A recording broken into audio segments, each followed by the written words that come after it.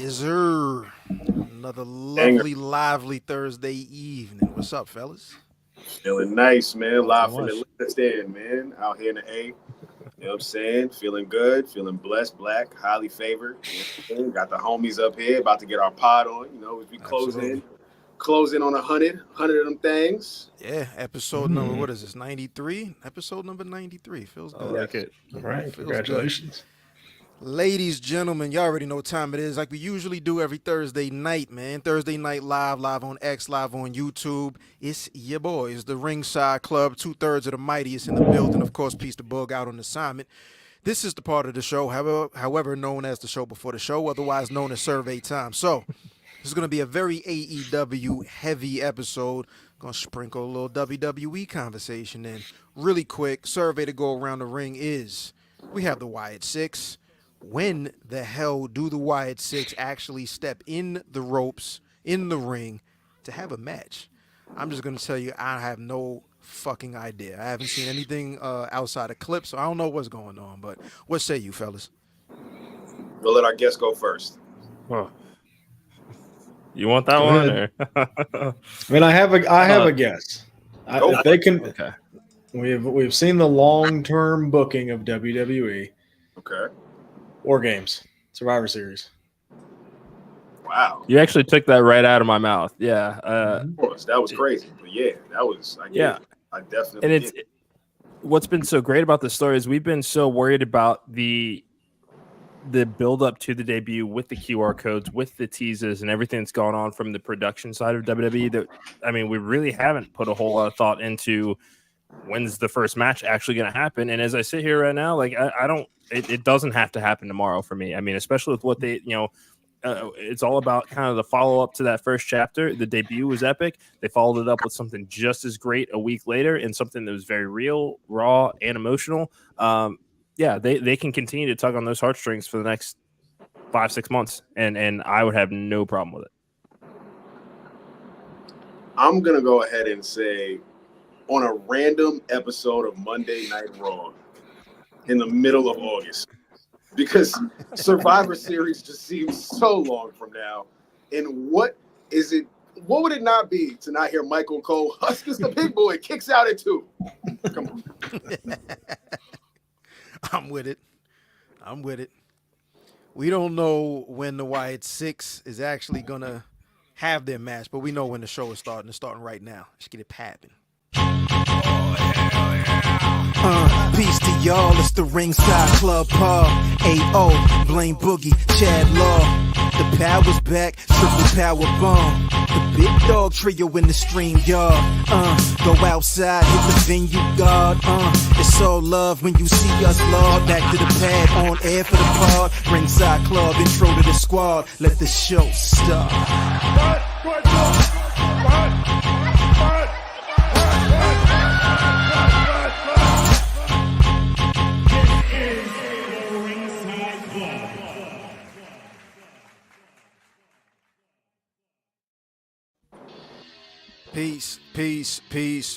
Peace to the gods, of course. Peace to the earths. Like we usually do, broadcasting live, 905 live, every Thursday evening from the Empire Tri-State, except, of course, Chad is down there in the ATL, but you already know what time it is.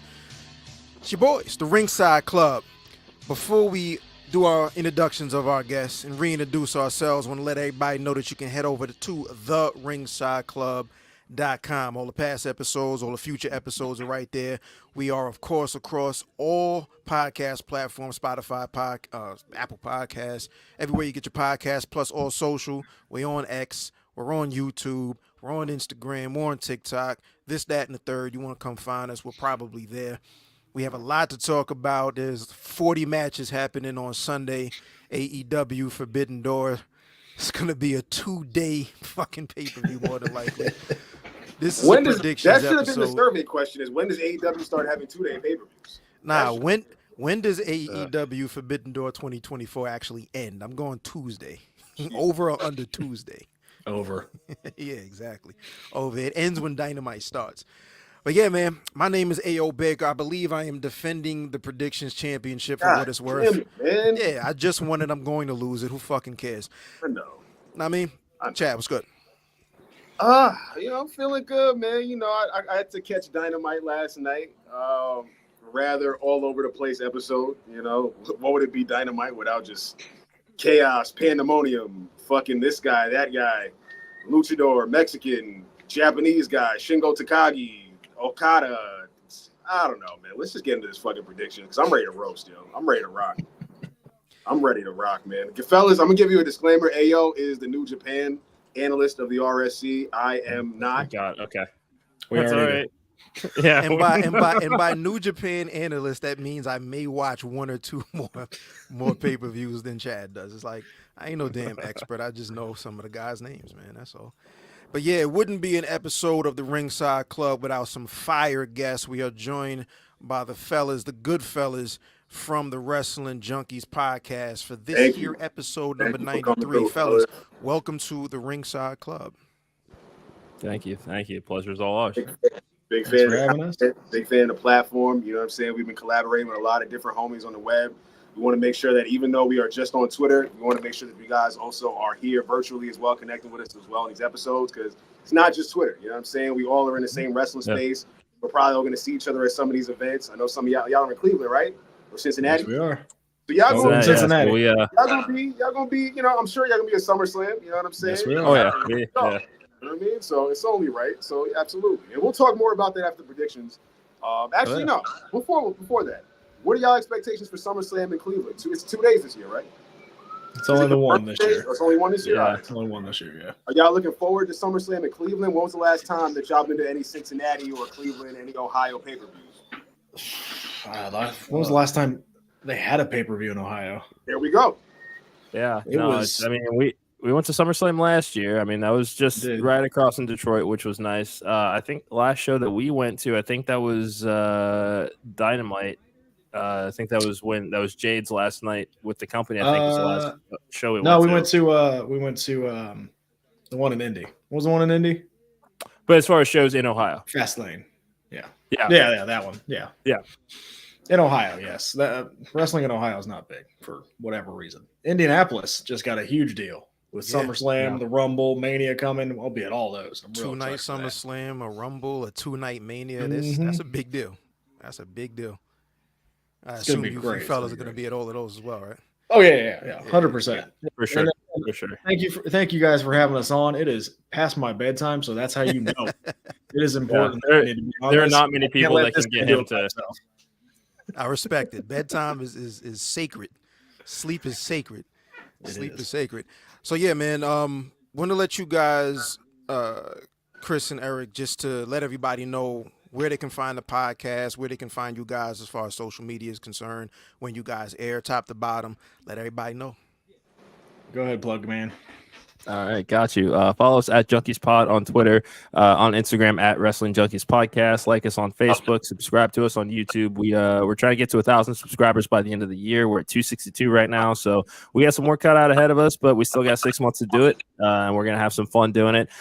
You can check out our Twitter info. Got our merch on it. We got T-shirts. We got mugs like the podcast dad has been sipping on all night. We've got hoodies. We've got beanies, which you can wear in the summertime. Some people just choose not to. But it's all good. Just try and grow the community, have a little fun doing it, and glad to be here. Very fire. Appreciate the merch, man. That's dope. That's dope. I see the flag in the back behind you too. That's dope. Yeah.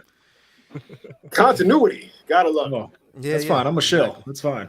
Hey, so am I. Clearly, right? The cups are somewhere around here. The T-shirts are somewhere around here. I'm on vacation, so I ain't got the cups with me. You know what I'm saying? I ain't got the merch on deck. And I got you gotta get some shot glasses. Yo, you're right. That's a very good idea. Now that I say that. I got a guy that knows a guy. We can get that done today. Make that shit happen. Absolutely. Let's run Fellas, Forbidden Door is what we are here to talk about. Got 10 to 15 to 35 matches to run through. Last I checked, I went on the Wikipedia. There are 13 matches that are on the Wikipedia page for Forbidden Door, including the 3 0-hour matches. 3 0-hour matches? Come on. Yep. Man, it's three 0-hour matches. But Yeah, man. So let's just get it started from the top. We're going to start with the 3 pre-show matches, 0-hour matches. We have attack. Oh, by the way, predictions episode. I am the defending champ. The rules for predictions on the Ringside Club, there are 2 points for every championship match, 1 point for every non-title match. If either of you two fine gentlemen actually happen to win and become the predictions champ, you got to come back on the show and defend it on a future episode, a future pay-per-view predictions episode. I mean, Which will probably be next week for Money in the Bank, apparently. I'll say that's cool. I'll see you guys next week. Yeah. Oh, confidence. I fuck with the confidence. Okie doke. So here we go. Forbidden Door, 0 hour. We're starting off Willow Nightingale teaming up with Tam Nakano against Chris Statlander and Momo Watanabe. I'm going to go ahead and say Stat and Momo because I think the money here as far as AEW is Willow and Chris. They haven't had that one-on-one blow-off. So I feel it's going to be some underhanded tactics to keep the momentum, so to speak, with Chris Statlander. I'm going to have to agree. I'm going to go Statlander and Momo. I think the heels get the win here. It's not time for Willow to win quite yet. You want to build that continued wall for her to overcome, and they started that with her losing the title, lose the tag match, eventually get the big win on pay-per-view. Whether it probably won't be Wembley, it'll probably be All Out, but one-on-one between those two, Willow will get the win, but Stat and Momo win it this time. Okay. Yeah, I'm definitely going to agree here. I love the heel turn on Statlander. I want to see more with her and Stokely Hathaway. Podcast said our fact checker did check this out. All Out is 2 weeks after Wembley this time, so there's still some slight time to do a build. I'm just saying it'll let it breathe. I would prefer to still see it at Wembley. That's just me. Okay, look, don't go acting all big and bold just because we're guests today, all right? I'm big and bold no matter where we are. Don't you worry about me. Oh, you can sit the hell down. Yeah, I am. Stat and Momo. Yeah, I am the complete opposite. I'm writing all these down too. I mean, I'm gonna go with Stat and Momo, but I just feel like this feud is gonna be packed up and wrapped up well before Wembley. I don't think this makes it through the summer. Actually, I think we get this at Trouble at the Bubble or Quake at the Lake or one of the interchangeable shows that happen on Wednesday. You know what I'm saying? You know how they're just like jazzed up. What's happening? What is it? Beach Break, I think, is next week, right? Beach Break, yes. Spring Break, in one of them shits. Fighter Fest, like one of them shits is going to happen where we're going to start to see that go down. So I don't think this feud even makes it to Wembley. And by Wembley, they're going to be in 2 totally different paths, 2 totally different trajectories. If anything, I think Willow and Mercedes meet each other again at Wembley, and Stat finds herself as the odd woman out. That's fair. Okay. That's fair. And there could be even more championships on the line for that match with Mercedes, but we'll get there when we get there. As we continue on, 0 hour, we have Mariah May against Saraya. This is part of the Owen Hart Foundation tournament. This is Mariah May all day. I have her winning the whole tournament, so she's definitely beating Saraya here. I can't disagree. Same thing. I got Mariah May winning the entire tournament. She's obviously going to beat Saraya here. I have Mariah May winning at Wembley as well. So give me Mariah. Yeah, I think I'm going to have to lean Mariah here. I wanted so badly for this run for Saraya to work in AEW, and I'm just not crazy about it. The Outcast kind of fell apart, and she disappeared for a while, and they're only the fix was, I got it. Let's just do the exact same thing. We're just going to replace him with Anna Jay and Harley Cameron, and I don't know. It's just not. I don't know. It's not what I expected from her, so I don't necessarily. I see this as more of a. I'll put Mariah over. Both couple of UK women going at it, mixing it up. I think the match will be awesome. Just given that stardom background that Mariah May has. Saraya is definitely rested, that's for sure. But I think it might be time for them to start building this split between Tony and Mariah May. I think Mina. How do I say her last name again? I think it's Shirakawa. Shirakawa. Yeah, definitely. I mean, this is probably the largest story with any continuity across the entire card. So, I definitely think this is just kind of the beginning of that slope. Started at Forbidden Door and building to Wembley. As far as like factions go, Saraya is like the Chris Jericho of the women's division, right? Like she just has people, just always people. It's her learning tree. She will be in the learning tree. She will be the woman of the learning tree. See, it's a thing, Eric. She's the roots of the fucking learning trees coming up. Man. Okay. So for the record, this is the quarterfinal. All right, this isn't the final. This is just a quarterfinal. Right, yeah, I think it's first rounder. Yeah. Yeah, this First is the quarterfinal, but Mariah Way's winning the whole thing. Okay, I'm gonna take Mariah. I don't want to sound like the horn dog of the whole fucking podcast, but this whole anytime these women, and even including last night on Dynamite, that 6-woman tag, my favorite part of the show. I think these are always my favorite combination of women between Saraya, Harley Cameron, Mariah May, Marina, Toni Storm. I need them just to wrestle each other all the time. I remember when there was a paradox of the women's division, everyone was tight. Like, nah, I need this to just keep revolving. Like, just keep giving me a variation of these 6 all the time, and that women's division can keep shining. Because I'm seeing the discourse. People are like, yo, this women's division is trash. Yeah. I'm like, yeah, I don't know what the fuck division y'all are watching, because this is fucking great for me. Like, I'm enjoying it. You know what I'm saying? I'm loving it. Saraya's had her moment. I don't think she gets back to the top of AEW women's division. Mariah May is inevitable that she's the next champion. It's just writing on the wall. They're making it so that she is the one that dethrones Toni Storm, and we'll get there when we get there. But for the pre-show purposes, Mariah May takes the W. Yeah, and I think, like, you know, there's always going to be a purpose for Saraya. She's mid-card, she's comedy, she does some shit on And she won the Rampage title Collision. already, technically. So it's Exactly. like she won And she it. had that run, right? Not even run, she had the win. She She had that walk. Remember, she walked that title down, man. You can't remember a moment from Saraya's reign outside of when she won and when she lost. Yeah, I don't even remember the loss. I remember the win. But clean sweep so far. Everybody from Mariah May winning this. Third match. Jesus Christ, I'm lost. Hey, yo, take over, man. This is all you. Look, the fire shit about this match is Mystico is the biggest guy in Mexico, period. And he's very, very CMLL. The Lucha Bros have been associated with AAA their entire career. So the fire thing about this match is like this is Democrats and fucking Republicans coming together to actually team. Like AAA and CMLL like is a real life off camera blood feud. So the isn't this always the like, yo, you probably won't see it type of shit that they always talk about? So they're doing this on the 0 hour. You probably won't see what, like AAA and CMLL guys? Yes, you won't see any of those guys. No, you don't see this. This doesn't happen. Right? This doesn't happen at all. They always speak about this like, yo, it'll never happen. That's the forbidden door, is them collaborating type shit. Exactly. So this is fire. And the other guys, Yoda Tsuji, Titan, and Takahashi are all 3 members of Los Ingobernables de Japón, right? So Titan got protected last night because of this fucking 0 hour match? Is that what happened? It's a DQ. Yeah, pretty much. Who's winning this? This is Mystico and the Lucha Bros to me. I think this will not end in a DQ. This is going to be clean. Just because Mystico and Lucha Bros coming together is like legit Lucha Libre type, like history type shit. So they're not wasting this combination of wrestlers on an L. So I'm going Lucha Bros and Mystico. Well, I think we have our first disagreement.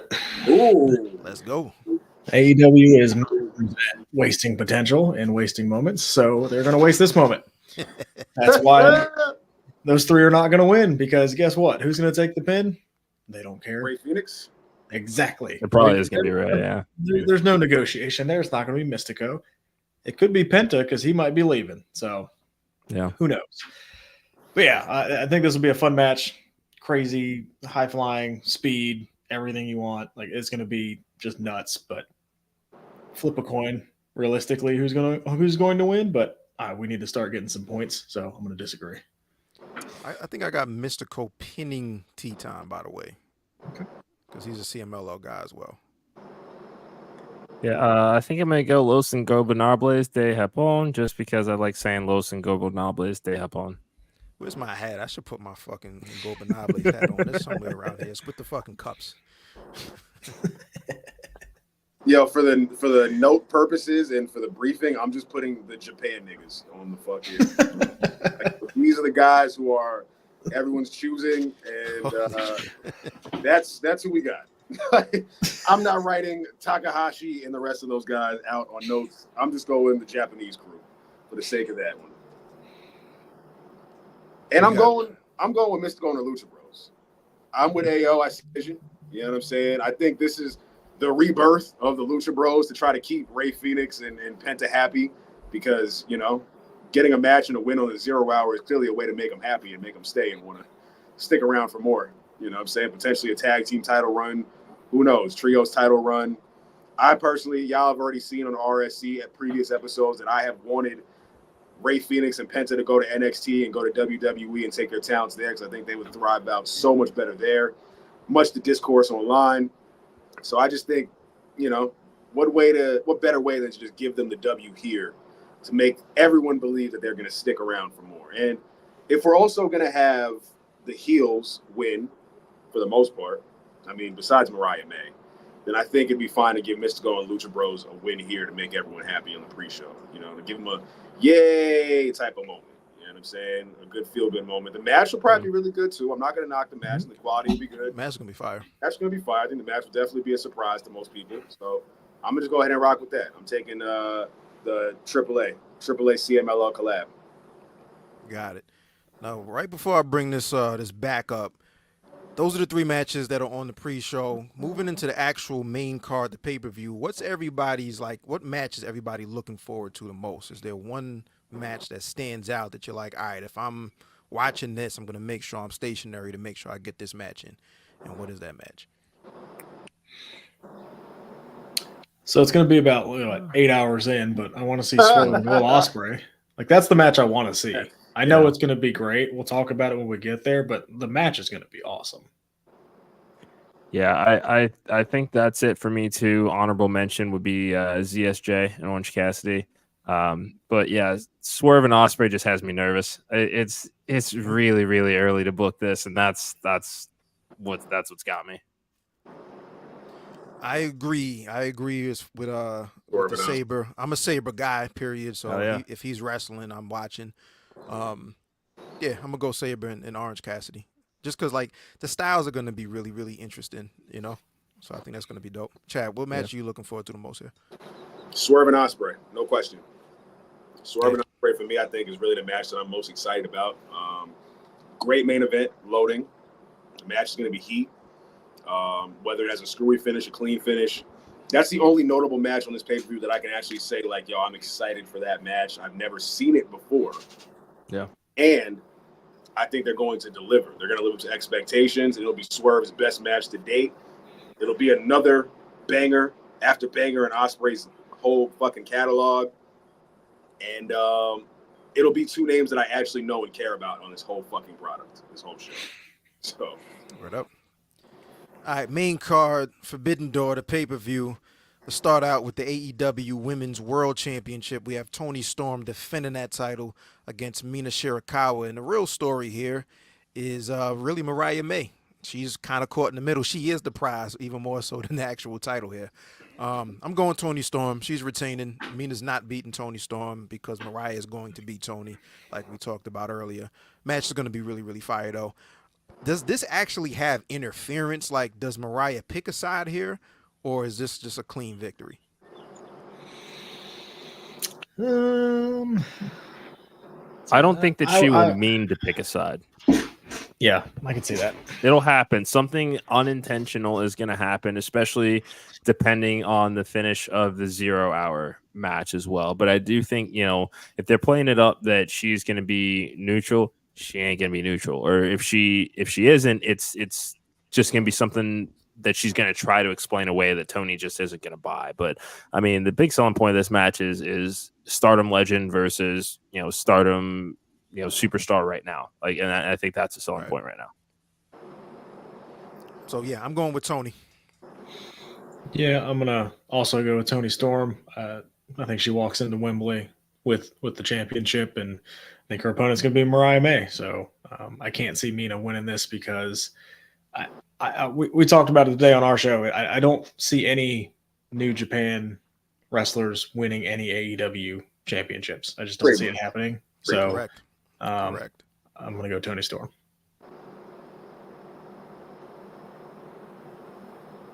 Toni. It's Toni Storm. It's no way around it. I'm going to be excited to see Mina get in the ring and have a match. I love Mina. She's been one of the brighter spots since she debuted, since she's been here. I hope she's a permanent fixture. Like I said, I'm just a complete horn dog for all the women that are involved in this match. So, like, I can't hide it. You know what I'm saying? I love all the combinations of all these women wrestling each other. So, like, They could have a rematch on Dynamite, and I'll be just happy. And they could have a fucking 3 out of 5 falls match, and I'd be just satisfied with that too. More Mina, more Tony, more Mariah, more Saraya, more Harley, more Anna Jay while I'm at it too. I hope Anna Jay makes a cameo here too. That'd be real fun. I think it'll be a clean finish off top. I don't even think it'll be a screwy finish. I think it's straight Storm Zero, and it's over. You know what I'm saying? Mina isn't the type to really need a screwy finish. You could pin Mina, and it'll be just fine. I don't think the crowd is going to lose sleep over Mina taking a clean pin. You know what I'm saying? Yeah. So, Tony, across the board. Clean sweep for Tony Storm. Moving right along, we have the TBS champ, Mercedes Moné, defending against the New Japan Strong Women's champ, Stephanie Vaquer. This is title for title, winner take all. This is the title that was made for Mercedes, and she's coming back for what she believes she's the rightful owner of. Mercedes is taking this for sure. Mercedes ain't losing anytime soon, so we can pretty much be sure. If this is not a clean sweep, I'm surprised. Mercedes is taking this W. Yeah. How much are they paying Mercedes? A whole hell of a lot of money. There you go. There's your answer. Bingo. That's it. Bingo. Yeah, this seems like they ain't really too much to talk about. This is a clean sweep. This is a clean sweep. Gonna get fucking occurred, man. Like, it's fucking over for her, bro. I don't see her doing any retention. No. It's over for her title reign as New Japan Strong Women's Champion. It's going right back to the rightful owner, Mercedes Moné. I'm not excited for what's to come with Mercedes in this reign. I've been very critical of her, and this whole time she's been in AEW. I don't know, man. I don't know what's next. I don't know. I think with Mercedes, they need to make like a very, very hard decision as far as you are a heel, and just let her do exactly what she's doing now with the intention of getting booed, because she's not likable. There's nobody likes a CEO. For starters, right? But they're chanting her because there are no credible real heels. But that's what I'm saying. Like, if they actually make the decision, no, you're a heel. You start making slight tweaks. Her aggression goes up. She has a couple of young girls off of Ring of Honor to kind of stand behind. You've been an advocate for her having young girls, the Renegades. The Renegade Twins. I think you're going to speak it into existence. I think soon enough you'll speak it into existence. The way you've been talking about it, I think you will speak it into existence. Yeah. CEOs need crews, right? They need people to boss around. So put some people around her and let that be the case. They could be the elite of the women's division. Exactly. I mean, a lot of there was that front conversation office earlier. There was that conversation about maybe her being part of the elite too. We talked about that on early episodes when Mercedes was coming in. I was like, she should just go right to being a part of the elite, and that'll make her at least be fun. More hateable than she is right now. Right now, she's just tolerable. I think it's like a lot of people, they like her because they know her, but we don't necessarily know how to feel about her other than judging it from a meta standpoint of like, I like this part of her act or I don't like this part of her act. But character-wise, we don't know if we're supposed to boo or cheer right now. And that's what's interesting is because before they brought Mercedes in, they made some front office hires, one of them being Jennifer Pepperman from WWE, who worked closely with her during the height of that heel Sasha Banks run. Right. So the fact that she's kind of come in and we're having this discussion about, is she really, making this impact that they are expecting her to with the money that they're paying her? I mean, definitely has a mainstream crossover appeal. She was at Game 7 of the NBA Finals. That's all well and good. But when it comes to the wrestling part of this, they got to do a better job of making me want to boo her. Yeah, they need to do, and even if they don't want the boos and they want to lean into the chairs, we got to make a hard decision. Like, we can't just have people that you need to feel something for these people, and they're not leaning enough into the feel part for Mercedes Moné right now. And like that, it's cool that she's there at the Boston Celtics game. She's there on this runway. She's there at this movie premiere.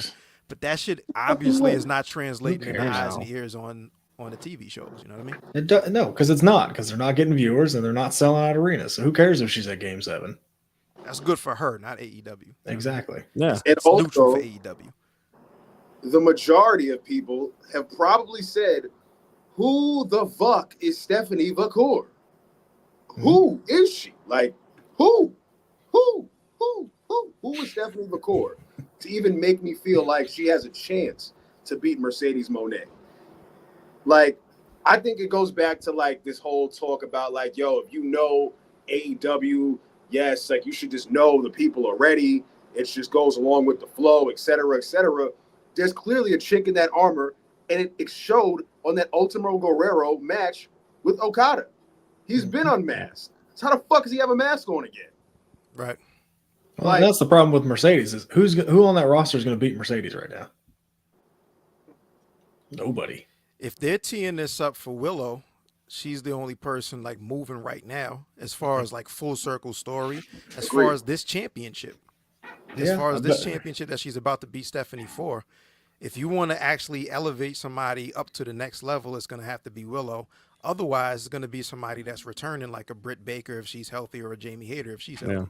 Yo, dog, they have been Britt Baker inactive for a year and change, dog. That's why it's a big ass if, because who the fuck knows? You know what I mean? No, not saying that they couldn't, but it's just like, yo, they have been so inactive that it's like, wow, I really be forgetting about them sometimes, which is, I don't know if that's supposed to be a good or a bad thing. And I don't want it to be a good thing because I fuck with DMD and Hater. But this hiatus they've been on, whether it's injury or not, it's like, yo, how bad could this injury really be where y'all have sat out for a year and we haven't heard a fucking peep, a promo, anything, a news report, an update, a source, nothing. Yeah. Sources say we're moving on to the next match. We have Orange Cassidy versus ZSJ, Zack Sabre Jr. I'm going with Zack. I think that Zack wins because going into the G1, there's a little bit of momentum, but then like Orange Cassidy's the golden boy in AEW, so why would he lose? This is probably one of the more toss-up matches as far as who actually takes this, but I'm going for the homer, man. Sabre Jr. for the W. I'll say if I'm not mistaken, Zack Sabre Jr. has beaten Orange Cassidy once. Correct? I don't remember. I do remember was it at Forbidden Door where there was like a 4-way, or was it wasn't Wrestle Dream? It was Forbidden Door, but it was a 4-way for the TV title, TBS, TNT. And I think I'll have to go look, but I know Sabre didn't win that. I want to say that Orange might have won that one. So if they go 1-for-1, maybe. And that's why I'm going Orange Cassidy. I think they do the 1-for-1, and then maybe at Wrestle Kingdom we get the rubber match. Nah, but Sabre didn't win that one either. Did he? He didn't beat Orange Cassidy. Nah, I know he didn't win that. I feel like Orange might have won that. But either way, like, I'm going with Sabre. Yeah. You're going with Orange? I'm gonna go Orange Cassidy. Orange Cassidy. Yeah, I'm team ZSJ all day. Nothing swaying me from that. He's just too damn good. I mean, that match with Kyle O'Reilly last night was a masterpiece. That's what should have been on the show. Yeah, instead of the next match we're gonna be talking about. I was saying the same thing. Like, I'm watching Sabre and I'm watching Kyle O'Reilly, and I'm wondering why the fuck that's not on the fucking pay-per-view. Because Kyle O'Reilly is dead. So what? Make the eulogy. So what? Make a eulogy for Kyle O'Reilly. You don't want him on a pay-per-view over Pockets. Pockets greater sign Kyle O'Reilly at any point in time. Cool. Kyle O'Reilly is fried. You can put Orange Cassidy in a different match, is what I'm saying. No, you can't. What are you going to put him against? Trent and Rocky Romero in a triple threat who gives a fuck match? Nah, you throw him in that ladder match. There's already 19 niggas in this match. You don't need Pockets in this. You don't need him. Kyle O'Reilly out, you put Orange Cassidy in. It's like, yo, dog, like, I think just watching Kyle O'Reilly, like, get fried even more is just, like, it's so, like, damn. He's a great wrestler, but, boy, they're going to keep trying to let us know that Kyle O'Reilly's not going anywhere. Like, literally, not going anywhere and not going anywhere at the same time. Like, he's going to be here, but he's not going anywhere. So ZSJ picked up that win, and I think that's on purpose because Pockets ends up winning. Pockets will beat ZSJ because, quite frankly, Tony has bought everybody that matters from this whole fucking side of New Japan. So what's it to have? What does it even matter that ZSJ is supposed to be here? You know what I'm saying? He's going to eat a pin off a roll-up. A roll-up, mind you. It's going to be a roll-up. A stupid seatbelt roll-up. And I'm going to be like, ha ha, that's Pockets. I knew it. I knew he would do it. And that's it. Like, will it be a good match? I believe it'll be a good match. It's ZSJ. I don't doubt the match quality will be fired. You know what I'm saying? But I just don't think that he needs to win more than Pockets because Lord knows you can't remember the last time that Cassidy won a match that mattered. He beat Trent. And look at what happened to that whole fucking thing. He beat Trent. Cool. Trent. That's what I'm saying. At least beating the former New Japan television champion will be some type of like, all right, we can have some belief that Orange Cassidy could be back to some type of credible retention in any division. Something. You know what I'm saying? Not at all, because look at who he's hanging out with. He's hanging out with Mark Briscoe and Kyle O'Reilly, bro. All right. Well, Mark Briscoe can cut a fucking promo, man. You close your eyes, you hear Dusty Rhodes and Mark Briscoe talk. Mark Briscoe got the energy. I wish I could see better from Mark Briscoe. My man's a world champion. We wouldn't even know if he can cut a promo. He's a world champion? Yeah, he's the Ring of Honor world champ right now. Believe it or not. I thought he lost that. The Ring of Honor world champ in a ladder match for the TNT team. But a mid-card belt that don't matter. Oops. He did defend the title tonight though on Ring of Honor TV for the first. I think that was the first time since like November or December of last year that the Ring of Honor world title was defended on Ring of Honor. Who? Blake Christian? No, against Kyle Fletcher. Kyle Fletcher, yeah. So the TV champion faced the Ring of Honor champion. All right, man. And nary a peep. Ring of Honor, man. So what is it? Saber orange. We have a split. Yes, it's split. Okay. Moving right along, we have Mox, the IWGP World Heavyweight Champion, defending against Tetsuya Naito, the man that he beat for that title, and the man that he's going to lose to. Naito beats Mox. Wow. And regains the title. Nope. Mox is going to win. Mox isn't losing on an AEW pay-per-view. Come on. That's how I feel. Yeah, I'm going to say Mox as well, but it's also because there's that little wrinkle that Naito threw out earlier this week. If Mox beats him, Mox gets his spot in the G1.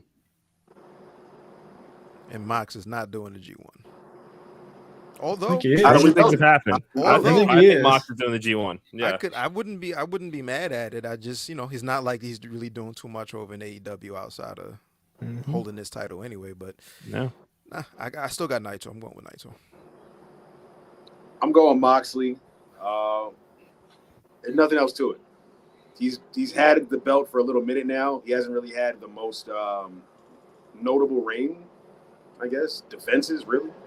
I mean, he beat Hobbs, Takeshita, guys that don't really matter. I'm going with Mox to retain. Death Rider.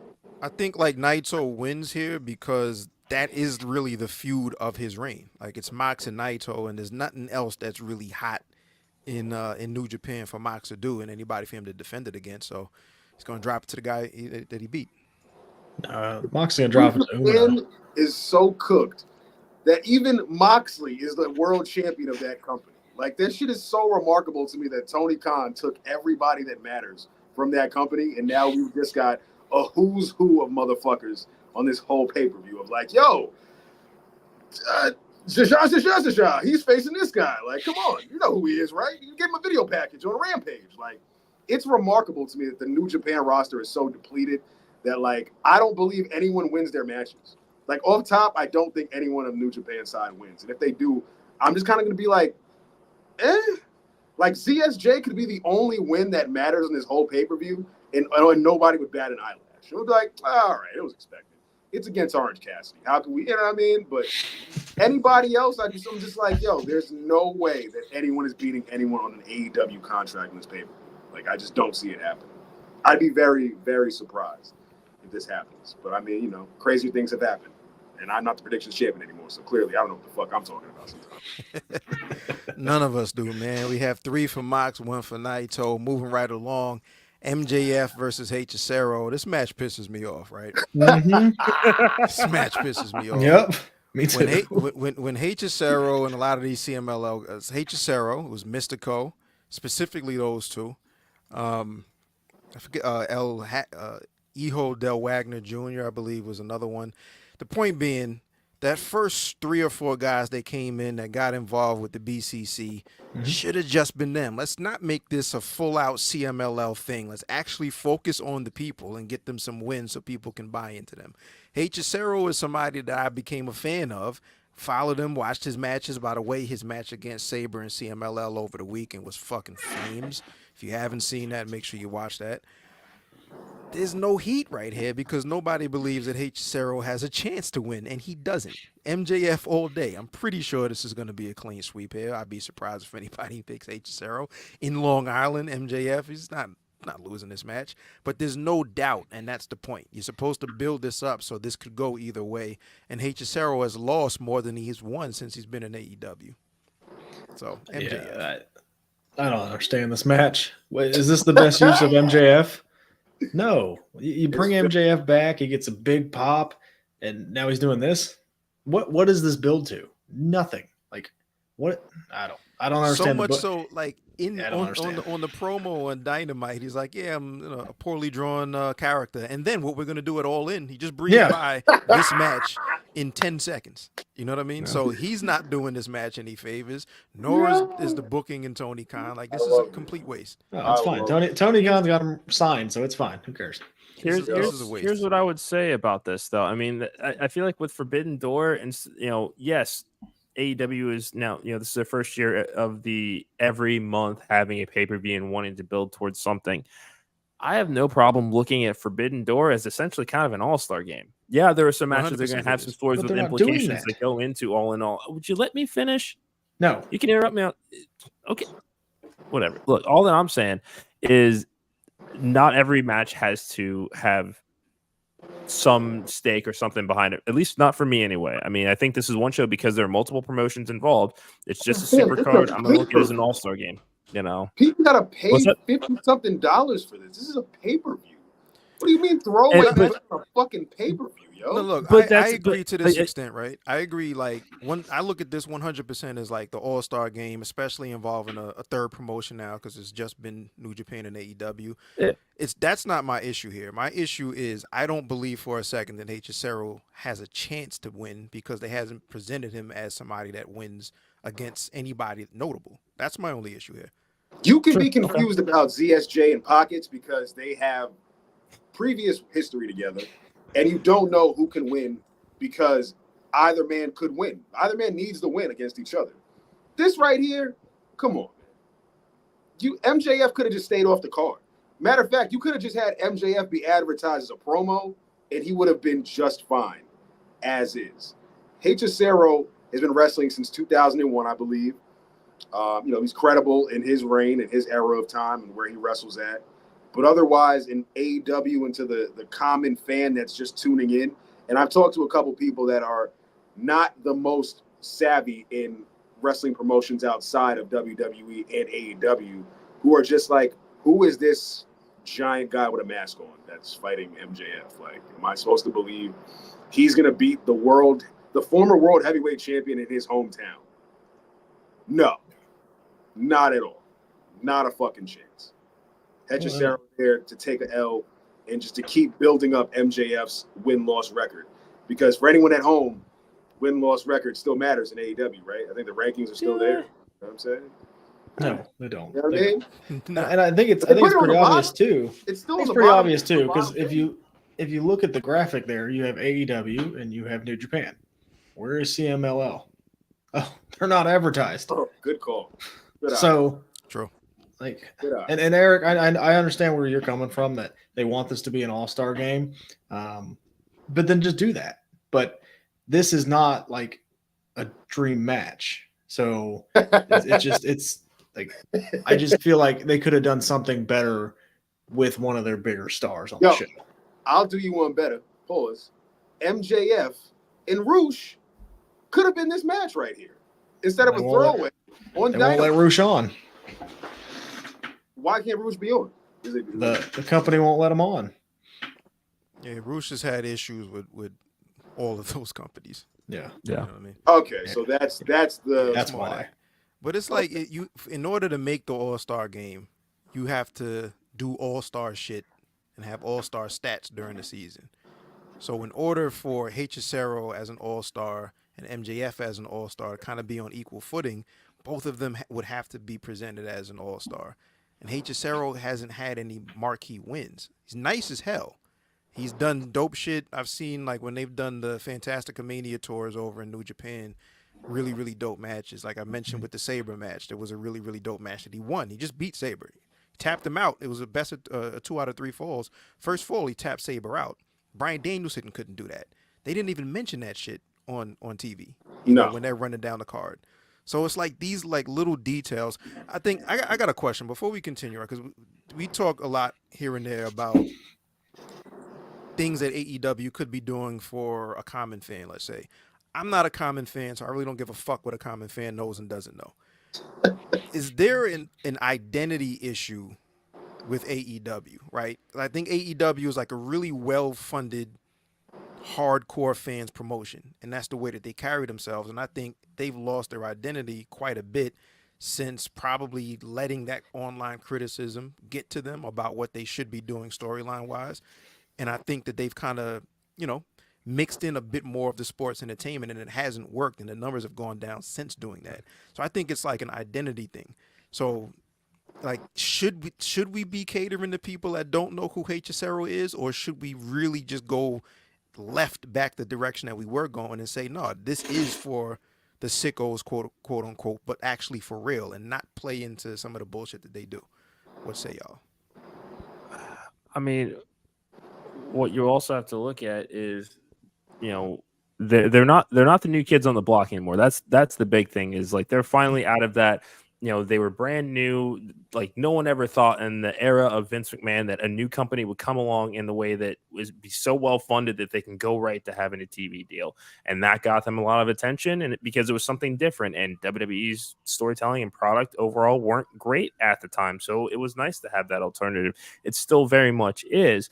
I feel like it's kind of, at times Tony Khan talks out of both sides of his mouth of, I want to have this more entertainment oriented product at times, but then wants to shy away from doing that during other times. Like when we talked the CMLL partnership here a couple of months ago, I forget who it was that they wanted me to was watching a trios match. There were no highlight packages or anything to show kind of, okay, who are these guys? Like, why should I know them? Like, I know CMLL is huge in Mexico. I know AAA is. I know that these are stars in those home countries, and that's great. But give me an idea of why I'm supposed to care about them and what they bring to the table when you're exposing them to an American audience. That is one thing that Paul Heyman did really, really well in ECW is, okay, if they're coming in from Mexico or they're coming in from Japan, Joey Styles is going to make sure that I know who they are and why I should want to see them on my TV screen. Tony's not the greatest at that. It's just, the online criticism isn't helping either, but I think it's just kind of a, figure out what your lane is. If you want to be the alternative, be focused on the in-ring quality as opposed to storytelling. That's cool. But your attempts at the actual creative long-term storytelling, like WWE has been doing for the last 70 years, just hasn't worked. Look at Undisputed Kingdom and the Devil. Well said. Yeah. I think the best way, and we'll move on to the next match. I think the best way to get people tuned in and tapped in and believe in these guys is just present them as credible. Give them wins. Don't just lump them under this one CMLL banner or the New Japan banner, because then we still don't know who any of these people are. You know what I mean? Anyway, moving right along. We have Hiroshi Tanahashi teaming up with the Acclaimed. This was a cluster, man. This was crazy. They're teaming up with the Acclaimed to take on the Elite in a trios match. This is the bathroom break of the night, y'all. Ooh, I don't know about that one. There's another trio match coming up. Yeah. I'm going with the Elite for the win. I think the real interesting thing about this match is the face-off with Okada and Tanahashi. They'll get in there for a couple of minutes, but other than that, oof. But yeah, I got the Elite. It's got to be the Elite. Like, they have to win if they want to keep this momentum going with their whole NWO vibe or whatever they're going for. It's got to be the Elite. The Acclaimed and Tanahashi winning doesn't really do much, although Tanahashi is the booker, so who knows? Yeah. I gotta go the Elite. However, I think they're more Logan and Kendall Roy. That's just me. But yeah, I gotta go Elite here. There's no reason for them to lose right now. They're already draped in gold. They're essentially running the show. We know that this is going to be the larger story until Kenny is ready to return and reassert that EVP power. I mean, Christopher Daniels is an interim EVP to kind of keep this story going. So, yeah, let them rack up those wins and continue to thumb their nose at the rest of the roster. Until the video package and, I saw the names, I high-key was like, yo, is Naito doing double duty? And it was like, oh, no, that's Tanahashi. It's the hair. Aha. That's who this is. Okay. So when I say the bathroom break, I mean the Acclaimed having a match on pay-per-view at their coldest point are going to be a bathroom break against the Idiot World Order. And I do think the Idiot World Order picks up the W because why not retain? Why not win? They are the group that is in charge. They need to have more wins. And as we go towards Blood and Guts, to where they have another match against another group of guys they've already beaten time and time again, that could be the time they actually take a L. Otherwise, I don't see the Idiot World Order taking a loss anytime soon. So I'm going to go ahead and say that they win. Okada hits a Rainmaker on Bowens. Bowens takes the pinfall, and that's that. I just love how this match came together, how the Acclaim segment was like unplanned. We don't know whether we're going out here to challenge, but yet they have the Tanahashi video just ready, just in case the Elite. Yeah, it was just on deck. Just, like, all right, what are we doing here? Like, just in case, you know? Yeah, Mm-hmm. you know. And you get a Matt Caster Long Island pop, too, so there's that. Yep. Yeah. Sure, why not? Elite clean sweep. Bryan Danielson versus Shingo Takagi. This is also a quarterfinal in the men's tournament. I have Bryan at least making it to the finals in the tournament. We could talk a little bit about who that wild card is. I think the Elite, the Bucks alluded to who that is, being, you know, possibly being Hangman. But Bryan is beating Takagi. I have him going like pretty far in this tournament anyway, if not winning out the whole thing anyway, to kind of play into his "this is my last shot to main event and win a world title" storyline. But yeah, Danielson for the win. Dragon versus Dragon here. Yeah, I'm gonna agree. I think Danielson wins. Again, it's just the New Japan talent. It doesn't make sense for them to win in this match. Like, none of the matches for the New Japan talent, it doesn't make any sense for them to win. So, especially with this one, like, Danielson's going to be the one moving forward anyway. So give me Danielson. Yeah, what do you mean? We have Okada. I just said Okada's going to get a pinfall. You got New Japan talent going over. That's He signed with AEW. All the good ones are in AEW now. Oh, shit. No kidding. Tony signed the Forbidden Door, bro. And then threw it back on their face on pay-per-view and threw him a bone. Like, then who you got? Whoever's left. You know what I mean? Here's his pay-per-view look, yo. Yeah, I got to go Danielson here.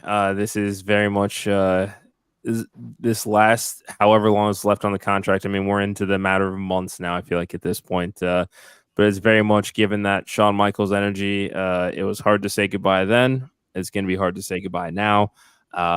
But there's really no better way for Bryan Danielson to go out than winning this tournament, challenging for the world title at Wembley. Writes itself. That could be. You got a neck cramp or something, Choops? No, you're just wrong. Sweet for BD. I'm going Danielson. I don't want to just sound like the non-New Japan guy, even though I do have the NWGP U.S. title on deck. Who the fuck is Shingo Takagi? Whoa. Nah, you're wilding, bro. Whoa. You're Even wilding. I got to throw the flag on that one. Hold on now. You're wilding. Shingo Takagi is a bona fide legend. It's just a problem with this being in the tournament. We know that the story is Bryan's. So we know that he's not winning. Takagi is as legit as it possibly gets. It's just that we don't have any reason to believe that he goes further in this tournament. Mm-hmm. That's really the issue here. It's not a who is Shingo Takagi thing. It's an issue with we know Bryan is going at least to the finals. To the people on the outside, I mean, there's Google for that. We ain't doing who that. the fuck am I supposed to think that Shingo Takagi is going to beat Bryan Danielson? And we know Bryan Danielson don't win a lot, especially on his last run. But you got to know that he's going to fucking beat this guy up.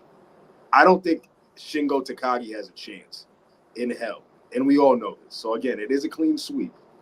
But Bryan Danielson absolutely has to make this motherfucker tap. That's me. Nah, I think it's Busaiku knee. I think we get a pinfall. I don't think Takagi's tapping out. But yeah, this is the issue with, you know, this being part of the Owen Hart Foundation makes this much more of a decided victory, in my opinion, for Bryan than if this were just a one-on-one match. If this was a one-on-one, I would say that this could go either way. But there's something on the line here, and Bryan has to continue to, you know, his story of you know, I got to get that world title shot before I retire. But clean sweep for Danielson, so it seems. Mm-hmm. Main event, Oh, I have. So there were what 2 more matches? There were no graphics, so I just typed them up here. The disrespect. I was like, yo, you went through that main event rather quickly. Yeah, no. We'll end on the main event, but we have the Learning Tree, I believe, because I think they taped Collision either tonight or last night or whatever the case was. So Jeff Cobb was added to this match. So it's Chris Jericho, Big Bill, and Jeff Cobb, according to Wikipedia anyway, versus Samoa Joe, Hook, and Katsuyori Shibata. I'm going with Joe, Hook, and Shibata, man. This is one of my favorite acts right now. It's just, I have fun watching them. So I'm going with them. Plus Learning Tree, I could see like Chris Jericho taking the pin, especially if it's Samoa Joe doing the pinning. That hurts nobody, but I think there's a lot of potential for Joe and Hook and Shibata as far as trios go. So I see that team taking the dub. You set up straight, make sure the Learning Tree's good, because I'm under that Learning Tree, right? So fuck with the Learning Tree, man. I love the Learning Tree. This is the best Chris Jericho we've had in years. Don't tell me you're wrong. Don't tell me I'm wrong. The best Chris Jericho we have had in years. How many years are we talking? Because since he was world champion. You're so full of shit. The Ocho. He was the Ocho. Yes. Wow. I'm enjoying it. With all that being said, Team Hook is winning. Yeah. Team Hook. I don't. This is my bathroom break match. Don't do it. Just because Chris Jericho's in this match. This is my bathroom break match. I might agree with you, bro. Might agree with you. I'm gonna go ahead and say, wait. So we have. Are we all? Y'all all going Joe, Hook, Shibata? Yeah. Yeah. I'm writing it down. Joe, Hook, Shibata. Joe, Hook, Shibata. So that's 3 Joe, Hook, Shibata. Mm-hmm. I'm going Learning Tree. Because this is your I need points answer right here. And they also need a win that matters. I want to say they need a win that matters. I don't think they do it all. He's the FTW champion. Yeah, they need a win that matters. Like this storyline continues as long as he has that belt, pretty much. So it ain't on the line. Most relevant that title's been in years. They need a win that matters. Like the Learning Tree needs a win at this point. So you get a great win by having Jericho or Big Bill pin Shibata because Shibata can always take a L. Joe and Hook don't need to be pinned. Jericho definitely doesn't need to be pinned right now. Big Bill don't need to be pinned right now. Jeff Cobb can't get a win to save his life anytime he's on AEW programming. But at this point, you don't bring Jeff Cobb in as a surprise. And is he not the TV champion of New Japan? He is the TV champion. So you can't bring him in to lose. Like, you know what I'm saying? Like, you got to at least give these guys a win. You sure about that? Here is the win. I think you can. Here is the win that New Japan needs on this pay-per-view. I mean, they don't Jeff need Cobb anything. Pinning Shibata. Tony Khan's going to tell them what they need. Yeah. You need this check that I'm about to write. No, man. That's about it. I just can't see Jeff Cobb coming in again to lose because he's already 0-45 in AEW and he's the TV champion. I'm surprised that there's this much conversation. Yeah, it's Jericho and Big Bill don't need anything. No. And the act is going to still be the same. Keith not even being in this match has me pissed off because he's actually one of the brighter spots of this faction. Yeah. Is he actually legit hurt? Oh, is he? I don't know. I saw him in a he had the sling, but I thought that was just storyline from the previous week or Collision. I think. I'm maybe that would require watching Collision. I don't know. Yeah, I was gonna say who watches Collision? Oh. I understand. That's you have to watch that show. No, I think Collision. Like, never mind. So I watched Collision, and it was storyline. It was a Samoa Joe, Hook, Katsuyori Shibata. One of them, stepped on his arm or some shit like that outside. But I thought that was just storyline. I thought that. No, I think where does Jeff Cobb come in? Is what I'm. New Japan. That's the biggest star they got. That's one of the biggest stars they've got. Someone who's not under the AEW umbrella. And Brian Keith uses that cast to cost them the match. And by them, I mean Joe, Hook, and Shibata. I can see Keith. Yeah, I can see. It's a nice finish. Getting involved there. Yeah, and then we have this 13-man TNT title ladder match.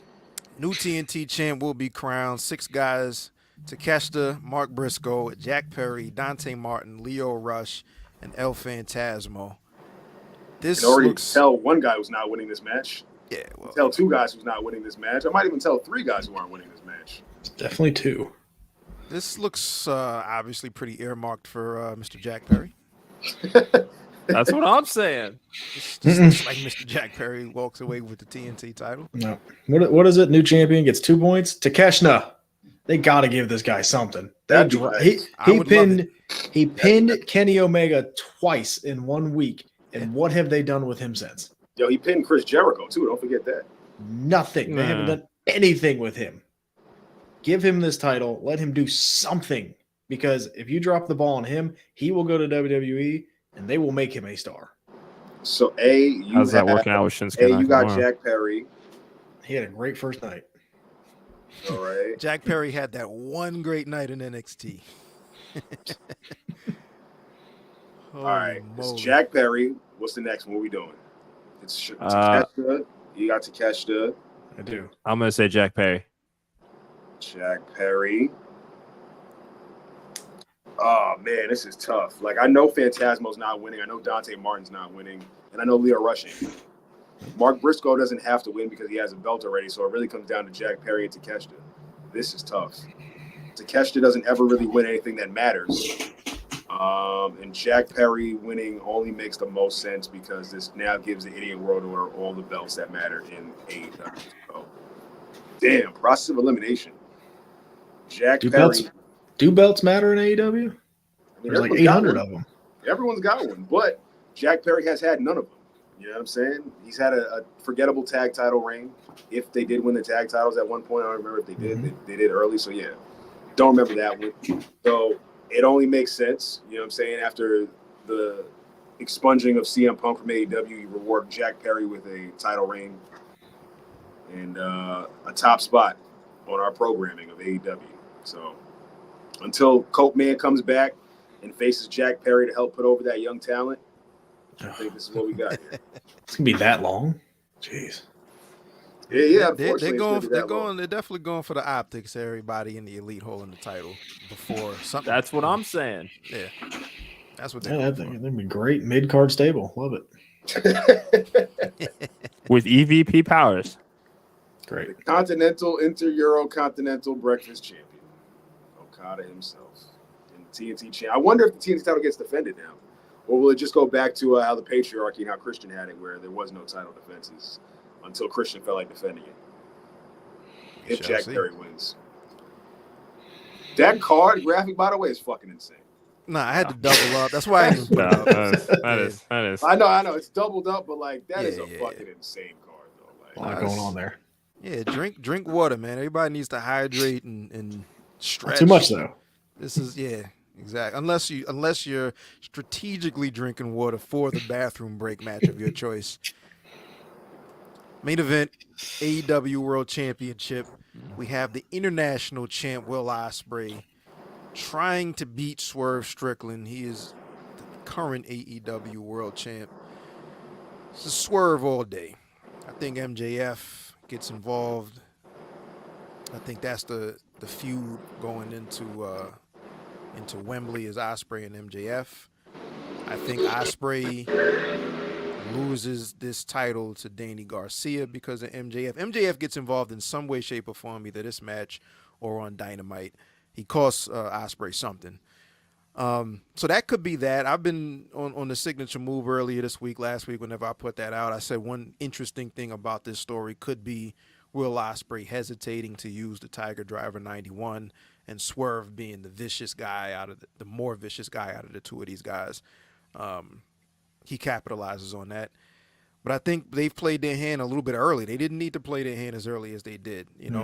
2 weeks ago, I had no idea who was winning this match. I was like, this could go either way. There are like a million scenarios. All of them work. I think they played their hand a little bit prematurely. And I think Swerve retains. He walks out a Forbidden Door and into Wembley as the champ. I hate this match. I think it's going to be a fantastic match, but it is booked way too early. Like they should. Like why did they do this to them? Because there's what's the good outcome of this? You beat Ospreay, you beat Swerve, you have a shit finish. You think they booked this too early? As far as like they booked it for Forbidden Door is too early? Yeah, these guys shouldn't have touched for months. This early into Swerve's reign, it shouldn't have happened because I don't see how anybody wins out of this. No, somebody's going to get hurt by a loss here. Which is fine. Like, I think like those big marquee matches, when you have a match that neither guy can lose, I think it makes it more interesting. And I think like this also does, in my opinion, Swerve, in order to be a legitimate champ and not a transitional guy, in the opinion of many on the internet, needs a marquee win. This is a marquee win. I would love if Swerve would retain the title here. He's not going to. I go back to my Mercedes Moné point. How much are they paying Will Ospreay? They're going to put that title on Will Ospreay, have him walk into Wembley defending that title against the Owen Hart Cup winner. That's Jay bold. White. Whoa. Jay White wins the Owen. Holy shit. Man, And that's how, and that is how you get there. Okay. Wow. Okay. My man said the pre-show Warrior is winning the fucking Owen Hart tournament. He's going to overcome the odds of the pre-show. Eventually, you're going to have to book that guy well. So now's their time. I'm here for Jay White Levesque to fucking become the main event guy that we expect him to be. You know what I'm saying? Like, I was hoping for it. You know what I'm saying? But I don't know, man. That was a bold one, bro. Just something in my gut. Something in my gut says Ospreay. So I gotta say Swerve. AO, much like you, I'm in agreement that Swerve needs a marquee win. And one thing that Podcast Ed and I have said on our show multiple times is that just about every Will Ospreay match that he's had in 2024 is a bona fide match of the year contender or an honorable mention at worst. Absolutely. So for Swerve to get a massive win over this, and I know that there's the money situation here and how much they're paying Ospreay. However, he'd be losing to their world champion. I don't think that's not nearly as bad as losing to anybody else. Danny Garcia. He was pinned by the AEW world champion. Like that, I just don't know. On paper, that doesn't sound bad. And we also have to come back to, especially because I've already said, I think Bryan Danielson wins the Owen. That's a rematch right there of those two from earlier this year already. So let's run it back. And, if this is the swan song for Bryan Danielson, what better way to go out than somebody who's going to give you the match of your life times 1,000? Yeah, they could do that without the title. I'd prefer if they did.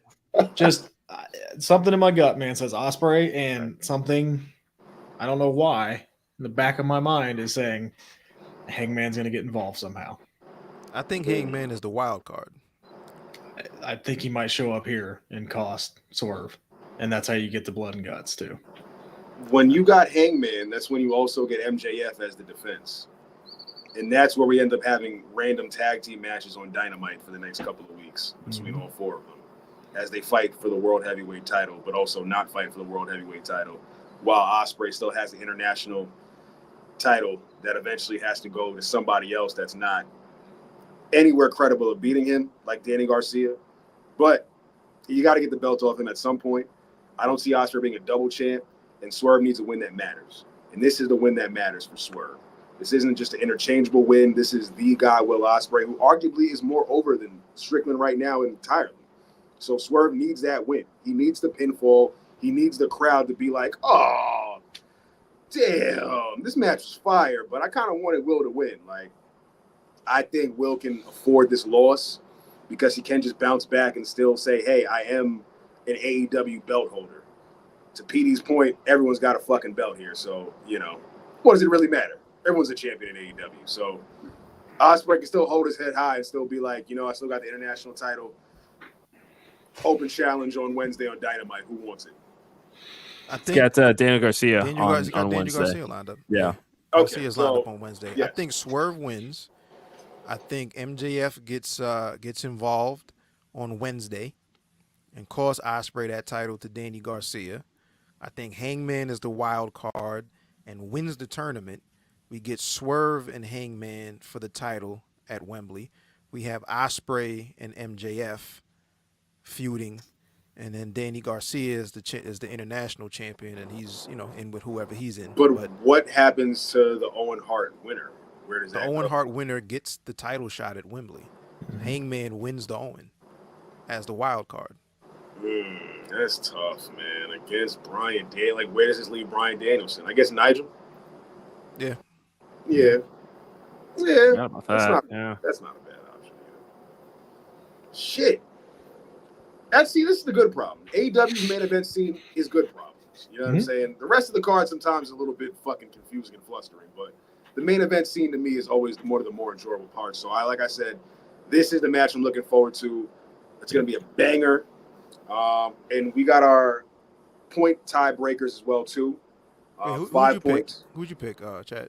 Swerve. Okay. House call. It's over. I think it'll. I'd have Swerve win with the Tiger Driver. Yes, you've been saying that. You've been saying Tiger Driver from Swerve. I just don't think it happens. That's all. It sounds good, but I just don't see it happening. Yeah, I mean, we saw Swerve show a little bit of that aggressiveness on Dynamite. That's what I want Swerve to be. Go back to that. That house kick was vicious, and I love it. Yes, that looked good. Ospreay sold that like he just got shot in the head, so that was pretty dope. Good sell. Our 5-pointer, I'm going to keep it light. Since we know the main event most likely will be Swerve and Ospreay, what match opens the show? Well, in case all of our predictions end up tallying out accordingly, this will usually be the deciding factor. We'll go ladder match. Why not? Let's start off with a ladder match for the TNT Championship. That opens the show. I'm gonna go the hometown squash MJF. Ooh, that's a good one. That first match of the night pop, first entrant of the night pop. Long Island. Yeah, that's a good one. Okay. I'm gonna go Orange Cassidy and ZSJ.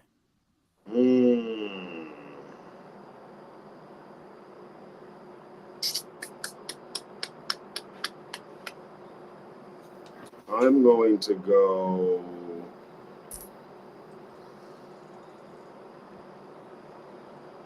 MJF Hechicero. I like MJF Hechicero a lot. It's Long Island. It's a pop. MJF. Oh, no, I take it back. I take that back.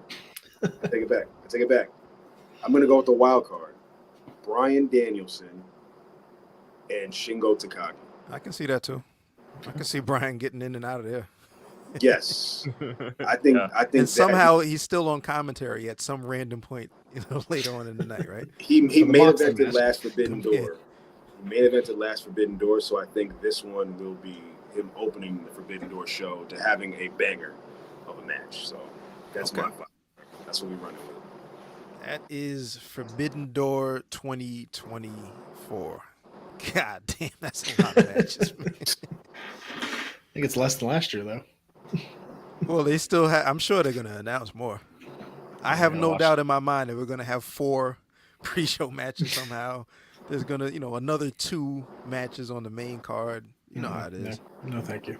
If you're spending $50 on this, you're getting every one of those $50. I'll tell you that much. Kyle, what up? Why? Peace, my guy. Fellas, I appreciate you good folks for coming through, man. This was fun. Wrestling Junkies pod. This was dope. Yeah, it's been an honor. Absolutely. Yeah, we're gonna have to do this again. Absolutely. Our door is definitely always open whenever you want to come through and kick it with us, man, on the ring side of things. We're over here, man. Once again, let everybody know where they can find your pod.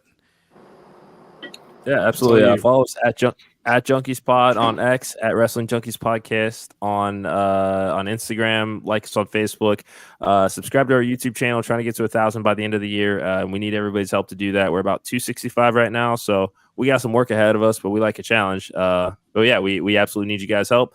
You can catch us Monday, Tuesday, Thursday, live 6:30 p.m. Eastern. Wednesdays, 8:30 p.m. Eastern. We are live. We drop interviews on Fridays as well. So there's always something to watch. Also, make sure to follow at @mainevent_net for the Main Event Network. We got great podcasts on there. We got blogs. We got fan art. We got a little bit of something for everybody when it comes to pro wrestling. So help us grow our community. Hit that subscribe button, man. And with that being said, this has been episode number 93. Outro survey real quick.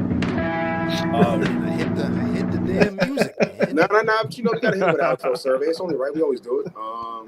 Where does Dijak end up? In a rematch with Keith Lee. PWG or something. Where the fuck does that take place? I don't fucking know, man.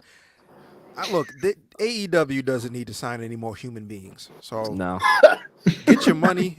If there's an offer, get your bread. But I wouldn't be mad at a nice indie run from Dijak, some TNA matches from Dijak. We're gonna, if Keith Lee is healthy at some point this year, next year, we're gonna get that run back at some point. But I don't know.